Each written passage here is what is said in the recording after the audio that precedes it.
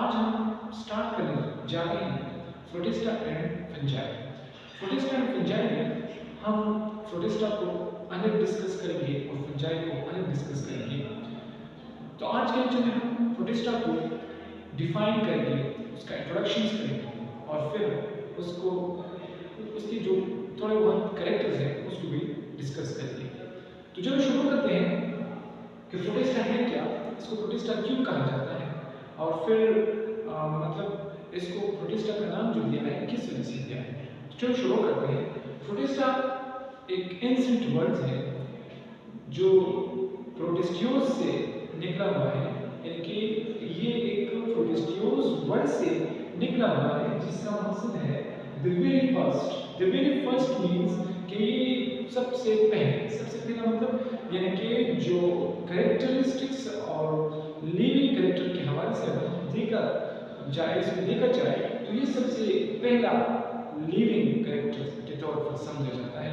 बाद में फिर बैक्टीरिया जब डिस्कवर हुआ तो उसके बारे में ये कहा जाता है कि एक लिविंग क्रिएटर है जो for the first time discover हुआ, लेकिन प्रोटिस्टा के हवाले से ये बहुत मतलब एक कंपेटेबल शवाय है कि ये हमारे साथ सबसे पहला डिराइव किया हुआ वर्ड है प्रोटिस्टियोस से, जिसका मकसद है द फर्स्ट वर्ड या द फर्स्ट लिविंग थिंग्स। तो ये मतलब इसका मकसद क्या है, ग्रुप ऑफ लूजली कनेक्टेड, मतलब ये लूजली कनेक्टेड है।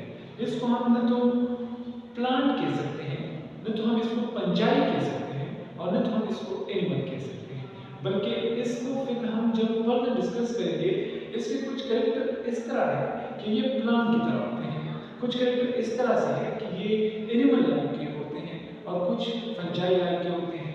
तो इसलिए मोस्टली ये यूनिसेलुलर यूकैरियोटिक ऑर्गेनिज्म होते हैं that are not plant animals and fungi, मतलब कि ये मोस्टली यूनिसेलुलर यूकैरियोटिक ऑर्गेनिज्म है, यानी कि इसका जो बॉडी स्ट्रक्चर है ये ज्यादातर यूनिसेलुलर है, सिंगल सेल से बना होता है और ये हमारे साथ न तो ट्रू प्लांट है, एनिमल्स है और न फंजाई है। आगे चलकर it is just like a junk drum इसको क्यों कहा जाता है? जंक ड्राम मीन्स एक कचरादान मीन्स जिसमें हम वेस्ट मटेरियल रखते हैं, स्टोर वेस्ट मटेरियल का एक मटेरियल जिसमें जमा होते हैं उसको हम कहते हैं junk drum, which contain iron they do not filter any other characteristics, therefore protist can be seen very different from one another। इसके बाद ये कहा जाता है कि इनमें वो सारे मतलब ऑर्गेनिज्म फिट होते हैं, इसमें आते हैं जो दोनों सही तरीके से प्लांट है, न एनिमल्स है और न फंजाई है, बल्कि वो ऑर्गेनिज्म इस ग्रुप में आते हैं जो प्लांट, एनिमल और फंजाई से अलग हो। इस वजह से इसके कैरेक्टर और इसके जो मतलब रिजेम्बलेंस है प्लांट, एनिमल और फंजाई से वो डिफरेंट है। तो ये इसका थोड़ा बहुत इंट्रोडक्शन था। तो चलते हैं इसकी कैरेक्टरिस्टिक्स के हवाले से कि इसकी कौन सी कैरेक्टर है।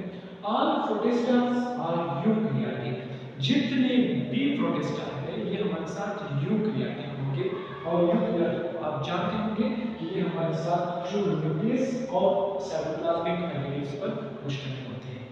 फिर इसके बाद most are unicellular but some are multicellular, ज्यादातर जो प्रोटिस्टा है ये हमारे साथ यूनिसेलुलर होंगे, लेकिन कुछ इस तरह है जो हमारे साथ मल्टीसेलुलर होते हैं और इसका सबसे बड़ा एग्जांपल है कर्व एक अलजी है जो इस ग्रुप में आता है और ये बाज़ साइज में इतना बड़ा होता है जो 100 मीटर तक फैला होता है, बहुत बड़े साइज में होता है।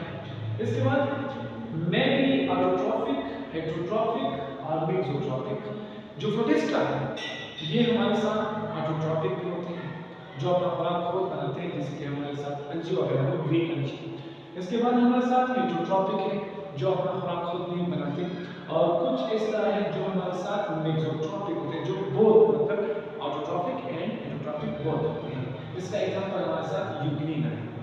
अच्छा, इसका सबसे अहम कैरेक्टर है दे ए ट्रू टिश्यू सिस्टम।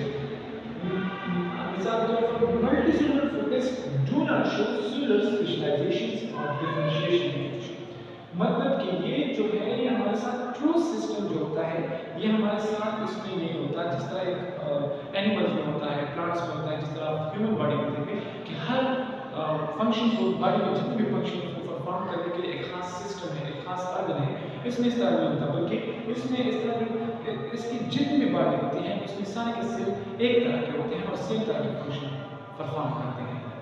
इसके बाद ये आम प्रेफर एक्वेटिक और मॉइस्ट एनवायरनमेंट। ये ज़्यादातर मॉइस्ट यानी नमदार और पानी वाले जगहों में ज़्यादातर नजर आएंगी।